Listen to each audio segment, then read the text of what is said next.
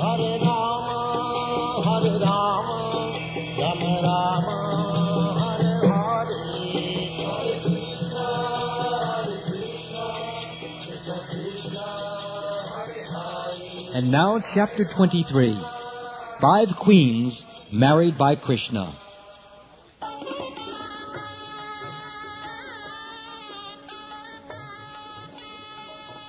There was a great rumor that the 5 Pandava brothers, along with their mother Kunti, had died, according to the plan of Dhritarashtra, in a fire accident in the house of Shalak in which they were living. But then the 5 brothers were detected at the marriage ceremony of Draupadi, so another rumor spread that the Pandavas and their mother were not dead. It was a rumor, but actually it was so. They returned to their capital city, Hastinapur, and people saw them face to face. When this news was carried to Krishna and Balaram, Krishna wanted to see them personally, and therefore Krishna decided to go to Hastinapur. This time Krishna visited Hastinapur in state as a royal prince, accompanied by his commander-in-chief, Yuyudhan, and by many other soldiers. He had not actually been invited to visit the city, yet he went to see the Pandavas out of his affection for his great devotees. He visited the Pandavas without warning, and all of them got up from their respective seats as soon as they saw him. Krishna is called Mukunda because as soon as one comes in constant touch with Krishna or sees him in full Krishna consciousness, one immediately becomes freed from all material anxieties. Not only that, but one is immediately blessed with all spiritual bliss.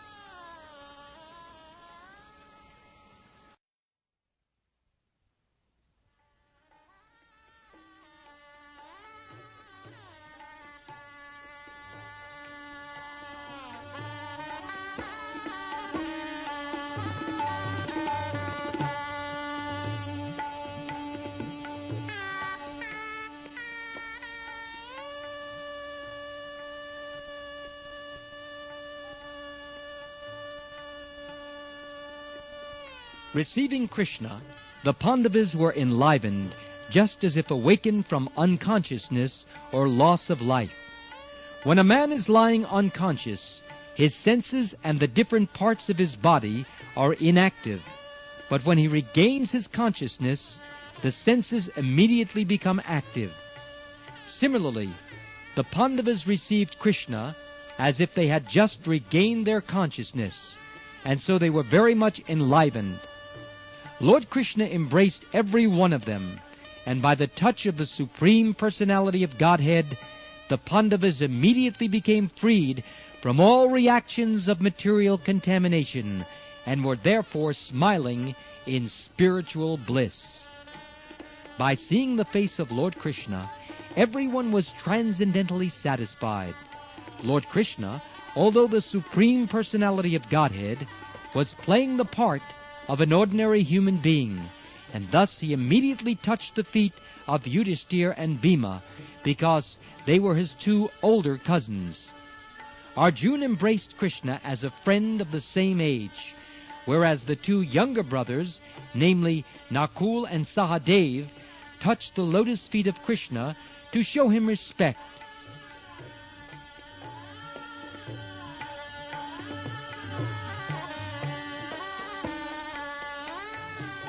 After an exchange of greetings, according to the social etiquette befitting the position of the Pandavas and Lord Krishna, Krishna was offered an exalted seat. When he was comfortably seated, the newly married Draupadi, young and very beautiful in her natural feminine gracefulness, came before Lord Krishna to offer her respectful greetings. The Yadavas, who accompanied Krishna to Hastinapur, were also very respectfully received. Specifically, Satyaki, or Yuyudan, was also offered a nice seat. In this way, when everyone was properly seated, the 5 brothers took their seats near Lord Krishna.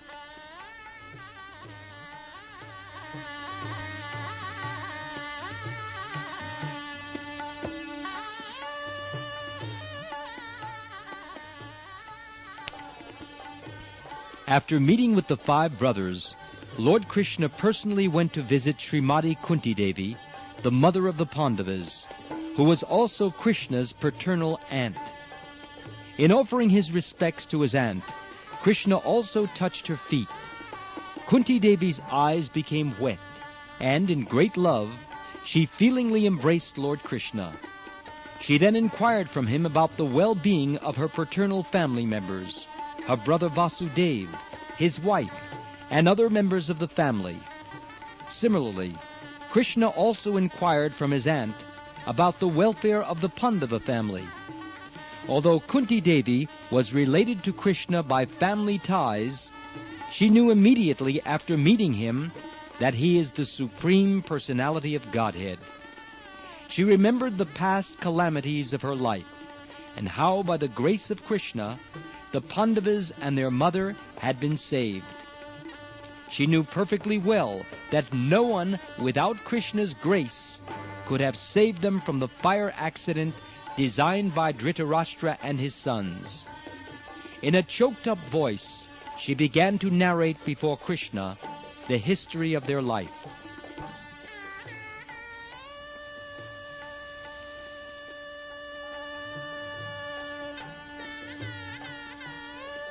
Srimati Kunti said, "My dear Krishna, I remember the day when you sent my brother Akrura to gather information about us. This means that you always remember us automatically. When you sent Akrura, I could understand that there was no possibility of our being put into danger. All good fortune in our life began when you sent Akrura to us. Since then, I have been convinced that we are not without protection. We may be put into various types of dangerous conditions by our family members, the Kurus, but I am confident that you remember us and always keep us safe and sound. Devotees who simply think of you are always immune to all kinds of material danger, and what to speak of ourselves, who are personally remembered by you. So, my dear Krishna, there is no question of bad luck. We are always in an auspicious position because of your grace. But because you have bestowed a special favor on us, people should not mistakenly think that you are partial to some and inattentive to others. You make no such distinction. No one is your favorite, and no one is your enemy. As the Supreme Personality of Godhead, you are equal to everyone, and everyone can take advantage of your special protection. The fact is that although you are equal to everyone, you are especially inclined to the devotees who always think of you. The devotees are related to you by ties of love. As such, they cannot forget you even for a moment. You are present in everyone's heart, but because the devotees always remember you, you respond accordingly. Although the mother has affection for all the children, she takes special care of the one who is fully dependent. I know certainly, my dear Krishna, that being seated in everyone's heart, you always create auspicious situations for your unalloyed devotees."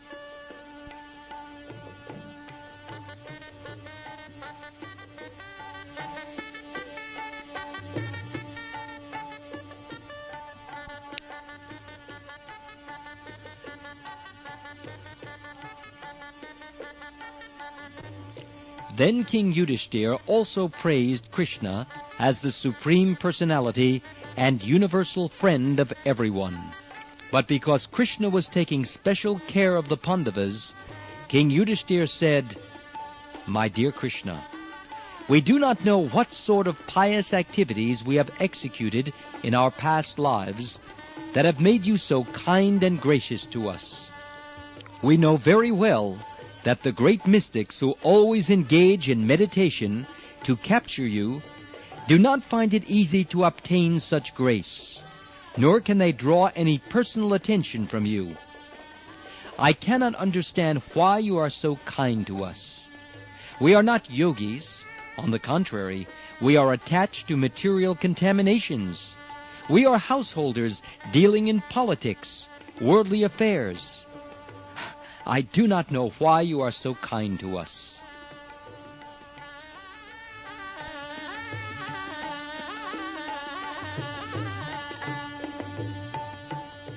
Being requested by King Yudhishthira, Krishna agreed to stay in Hastinapur for 4 months during the rainy season. The 4 months of the rainy season are called Chaturmasya. During this period, the generally itinerant preachers and Brahmins stop at a certain place and live under rigid regulative principles. Although Lord Krishna is above all regulative principles, he agreed to stay at Hastinapur out of affection for the Pandavas. Taking this opportunity of Krishna's residence in Hastinapur, all the citizens of the town got the privilege of seeing him now and then, and thus they merged into transcendental bliss simply by seeing Lord Krishna face to face.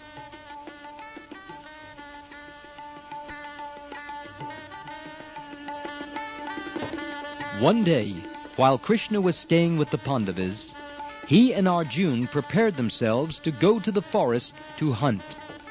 Both of them sat down on the chariot, which flew a flag with the picture of Hanuman.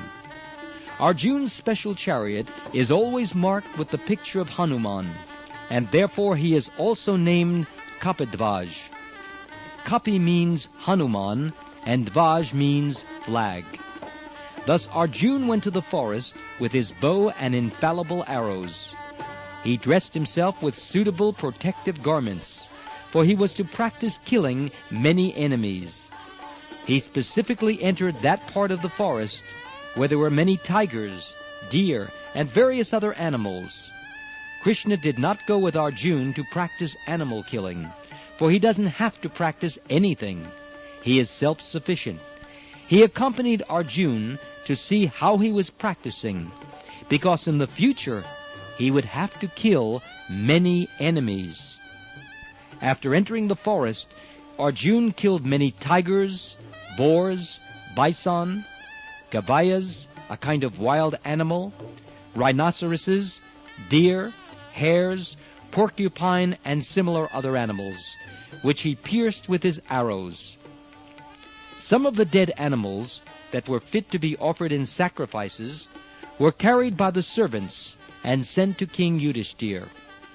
Other ferocious animals, such as tigers and rhinoceroses, were killed only to stop disturbances in the forest. Since there are many sages and saintly persons who are residents of the forest, it is the duty of the Kshatriya kings to keep even the forest in a peaceful condition for living.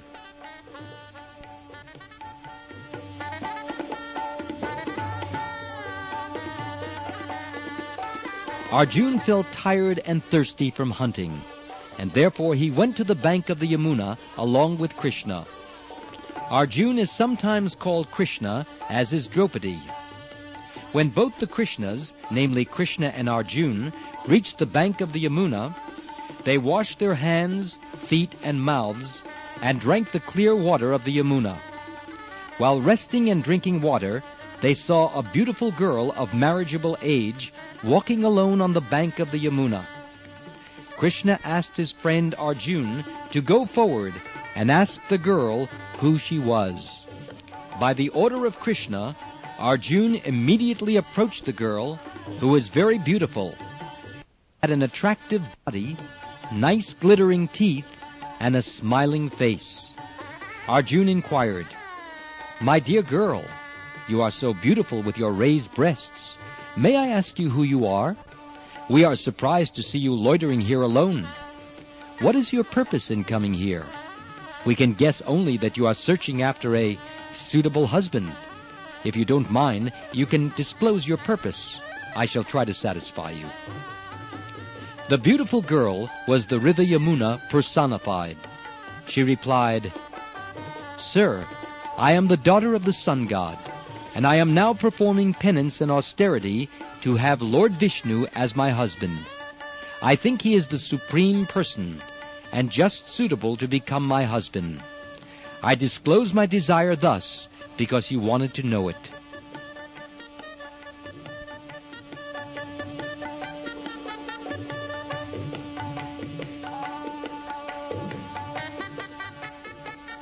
The girl continued, "My dear sir, I know that you are the hero Arjun, so I may further say that I shall not accept anyone as my husband besides Lord Vishnu, because he is the only protector of all living entities, and the bestower of liberation for all conditioned souls.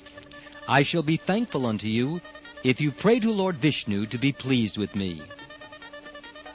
The girl Yamuna knew it well that Arjun was a great devotee of Lord Krishna, and that if he would pray, Krishna would never deny his request. To approach Krishna directly may sometimes be futile, but to approach Krishna through his devotees is sure to be successful. She further told Arjun, "My name is Kalindi, and I live within the water of the Yamuna. My father was kind enough to construct a special house for me within the waters of the Yamuna, and I have vowed to remain in the water as long as I cannot find Lord Krishna." Arjun duly carried the message of the girl Kalindi to Krishna, although Krishna, as the supersoul of everyone's heart, knew everything. Without further discussion, Krishna immediately accepted Kalindi and asked her to sit down on the chariot. Then all of them approached King Yudhishthira.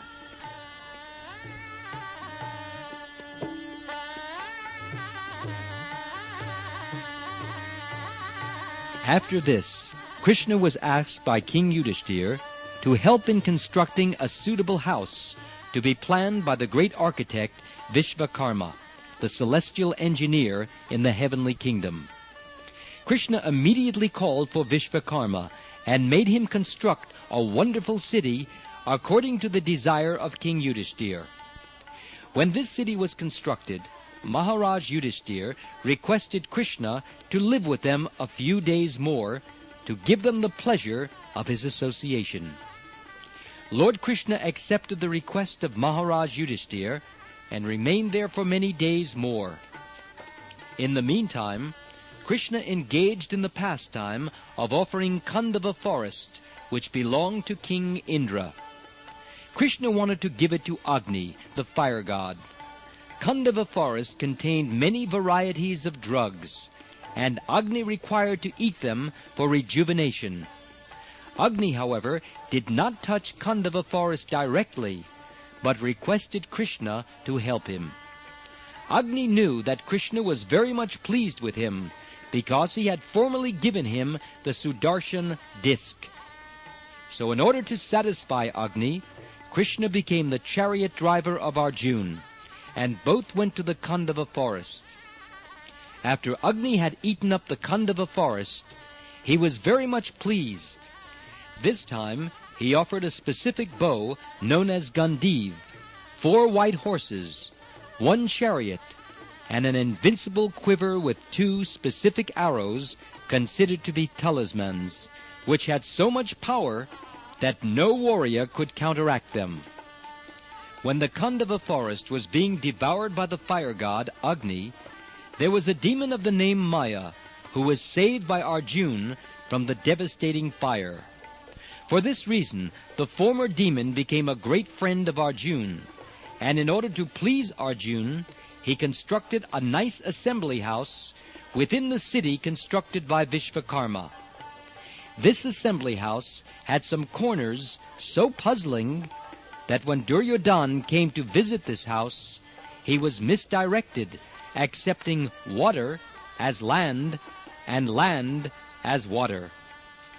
Duryodhana was thus insulted by the opulence of the Pandavas, and he became their determined enemy.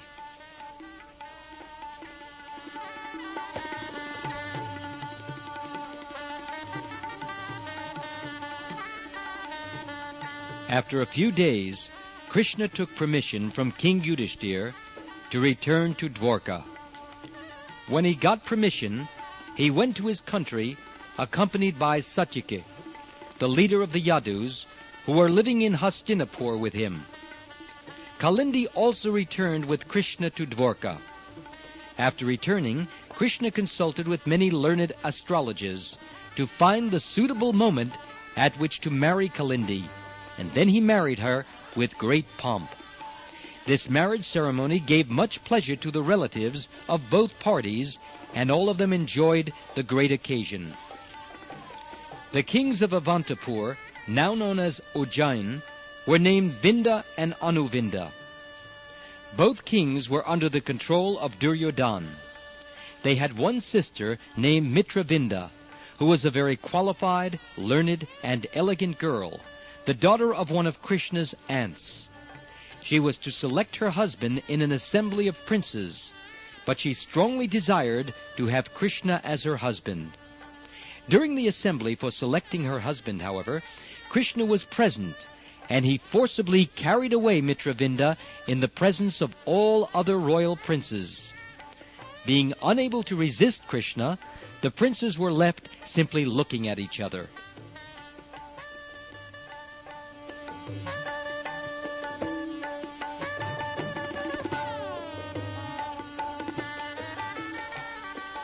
After this incident, Krishna married the daughter of the king of Koshal. The king of Koshal province was called Nagnajit. He was very pious and was a follower of the Vedic ritualistic ceremonies. His most beautiful daughter was named Satya. Sometimes Satya was called Nagnajiti, for she was the daughter of King Nagnajit. King Nagnajit wanted to give the hand of his daughter to any prince who could defeat 7 very strong, stalwart bulls maintained by him. No one in the princely order could defeat the 7 bulls, and therefore no one could claim the hand of Satya. The 7 bulls were very strong, and they could hardly bear even the smell of any prince. Many princes approached this kingdom and tried to subdue the bulls, but instead of controlling them, they themselves were defeated.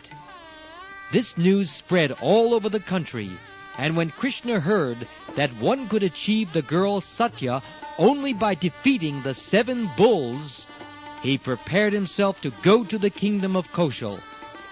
With many soldiers, he approached that part of the country known as Ayodhya, making a regular state visit.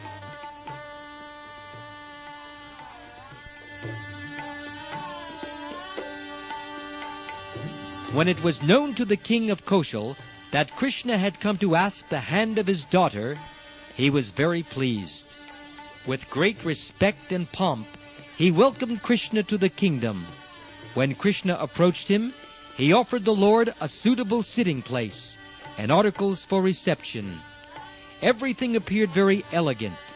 Krishna also offered him respectful obeisances, thinking him to be his future father-in-law. When Satya, the daughter of King Nagnajit, understood that Krishna himself had come to marry her, she was very much pleased that the husband of the goddess of fortune had so kindly come there to accept her. For a long time she had cherished the idea of marrying Krishna and was following the principles of austerities to obtain her desired husband. She then began to think, if I have performed any pious activities to the best of my ability, and if I have sincerely thought all along to have Krishna as my husband, then Krishna may be pleased to fulfill my long-cherished desire.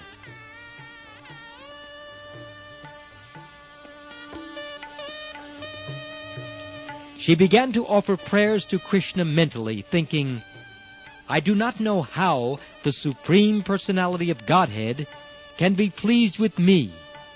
He is the Master and Lord of everyone. Even the Goddess of Fortune, whose place is next to the Supreme Personality of Godhead, and Lord Shiva, Lord Brahma, and many other demigods of different planets, always offer their respectful obeisances unto the Lord. The Lord also sometimes descends on this earth in different incarnations to fulfill the desire of His devotees. He is so exalted and great that I do not know how to satisfy Him. She thought that the Supreme Personality of Godhead could be pleased only out of His own causeless mercy upon the devotee. Otherwise, there was no means to please Him. Lord Chaitanya, in the same way, prayed in his Shikshastika verses, "My Lord, I am your eternal servant. Somehow or other, I have fallen into this material existence. If you kindly pick me up and fix me as an atom of dust at your lotus feet, it will be a great favor to your eternal servant." The Lord can be pleased only by a humble attitude in the service spirit. The more we render service unto the Lord under the direction of the spiritual master, the more we make advancement on the path of approaching the Lord. We cannot demand any grace or mercy from the Lord because of our service rendered to Him. He may accept or not accept our service, but the only means to satisfy the Lord is through the service attitude and nothing else.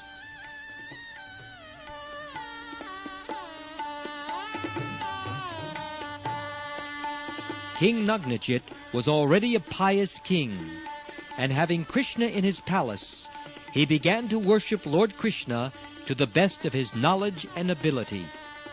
He presented himself before the Lord thus: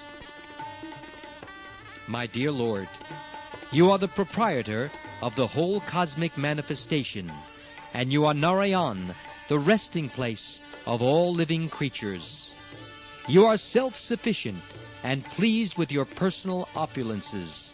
So how can I offer you anything? And how could I please you by such an offering?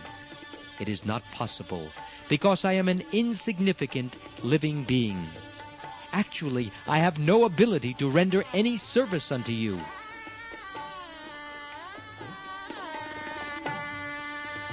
Krishna is the supersoul of all living creatures, so he could understand the mind of Satya, the daughter of King Nagnajit. He was also very much pleased with the respectful worship of the king in offering him a sitting place, edibles, residence, and so on. He was appreciative, therefore, that both the girl and the father of the girl were anxious to have him as their intimate relative. He began to smile, and in a great voice said, "My dear King Nagnajit, you know very well that anyone in the princely order who is regular in his position will never ask anything from anyone, however exalted he may be. Such requests by a Kshatriya king have been deliberately forbidden by the learned Vedic followers. If a Kshatriya breaks this regulation, his action is condemned by learned scholars.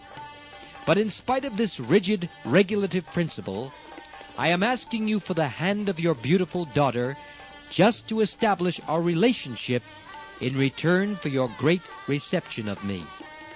You may also be pleased to be informed that in our family tradition there is no scope for our offering anything in exchange for accepting your daughter. We cannot pay any price you may impose for delivering her." In other words, Krishna wanted the hand of Satya from the king without fulfilling the condition of defeating the 7 bulls.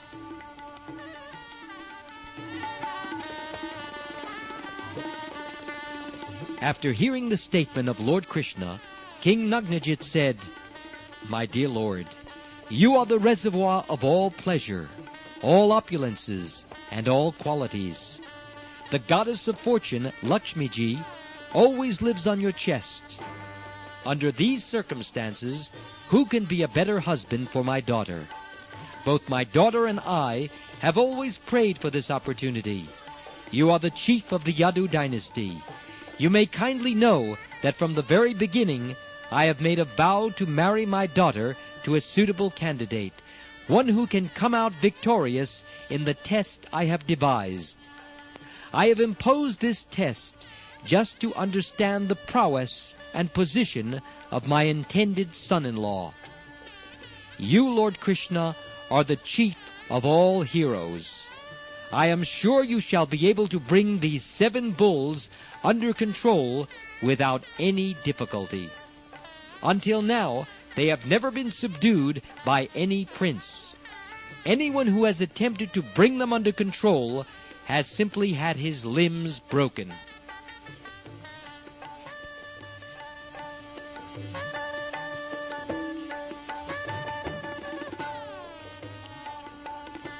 King Nagnajit continued his request. Krishna, if you'll kindly bridle the 7 bulls and bring them under control, then undoubtedly you will be selected as the desired husband of my daughter Satya. After hearing this statement, Krishna could understand that the king did not want to break his vow. Thus, in order to fulfill his desire, he tightened his belt and prepared to fight with the bulls. He immediately divided himself into 7 Krishnas, and each one of them immediately caught hold of a bull and bridled its nose, thus bringing it under control as if it were a plaything. Krishna's dividing himself into 7 is very significant. It was known to Satya, the daughter of King Nagnajit, that Krishna had already married many other wives, but still she was attached to Krishna. In order to encourage her, Krishna immediately expanded himself into 7. The purport is that Krishna is one, but he has unlimited forms of expansions. He married many thousands of wives, but this does not mean that while he was with one wife, the others were bereft of his association. Krishna could associate with each and every wife by his expansions.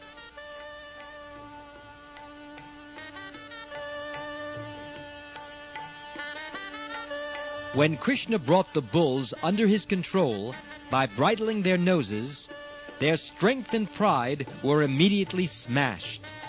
The name and fame which the bulls had attained was thus vanquished. When Krishna had the bulls bridled, he pulled them strongly, just as a child pulls a toy wooden bull.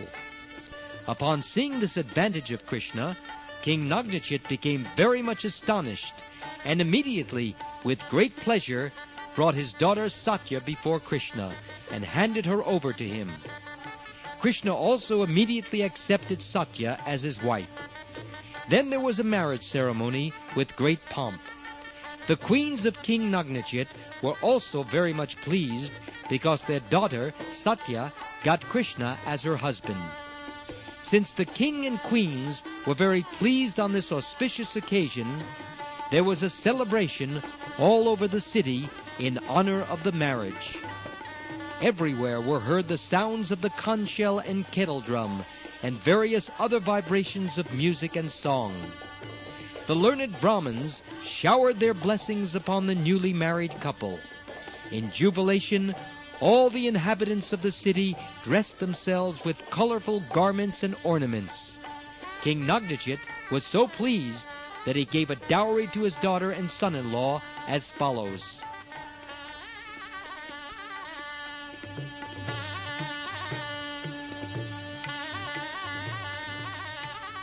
First of all, he gave them 10,000 cows and 3,000 well-dressed young maidservants, ornamented up to their necks.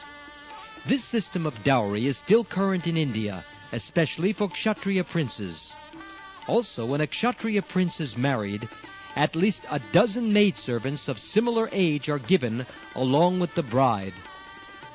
After giving the cows and maidservants, the king enriched the dowry by giving 9,000 elephants and 100 times more chariots than elephants.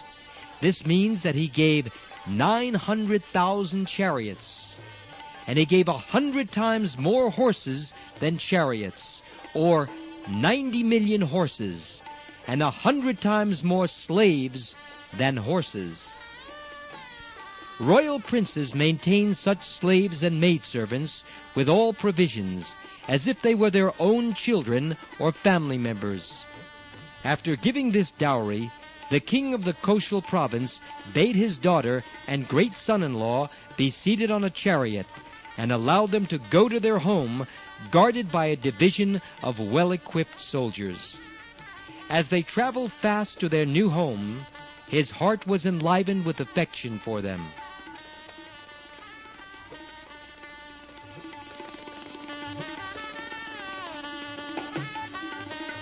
Before this marriage of Satya with Krishna, there had been many competitive engagements with the bulls of King Nagnajit, and many other princes of the Yadu dynasty, and of other dynasties as well, had tried to win the hand of Satya. When the frustrated princes of the other dynasties heard that Krishna was successful in getting the hand of Satya by subduing the bulls, naturally they became envious. While Krishna was traveling to Dwarka, all the frustrated and defeated princes encircled him and began to shower their arrows on the bridal party. When they attacked Krishna's party and shot arrows like incessant torrents of rain, Arjuna, the best friend of Krishna, took charge of the challenge, and he alone very easily drove them off to please his great friend Krishna on the occasion of his marriage. He immediately took up his bow, Gandiv, and chased away all the princes. Exactly as a lion drives away all other small animals simply by chasing them, Arjuna drove away all the princes without killing even one of them. After this, the chief of the Yadu dynasty, Lord Krishna, along with his newly married wife and a huge dowry, entered the city of Dwarka with great pomp. Krishna then lived there with his wife very peacefully.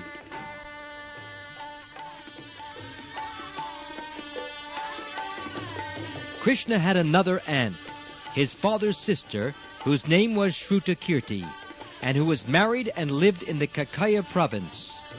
She had a daughter whose name was Bhadra.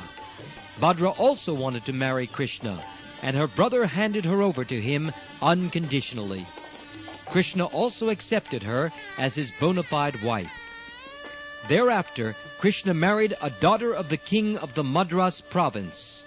Her name was Lakshmana. Lakshmana had all good qualities. She was also forcibly married by Krishna, who took her in the same way that Garuda snatched the jar of nectar from the hands of the demons. Krishna kidnapped this girl in the presence of many other princes in the assembly of a Svayamvara. Svayamvara is a ceremony in which the bride can select her own husband from an assembly of many princes. The description of Krishna's marriage with the 5 girls mentioned in this chapter is not sufficient. He had many other thousands of wives besides them. Krishna accepted the other thousands of wives after killing a demon named Bhaumasura. All these thousands of girls were held captive in the palace of Bhaumasura, and Krishna released them and married them. Thus ends the Bhaktivedanta purport of the 2nd volume, 23rd chapter of Krishna, 5 queens married by Krishna.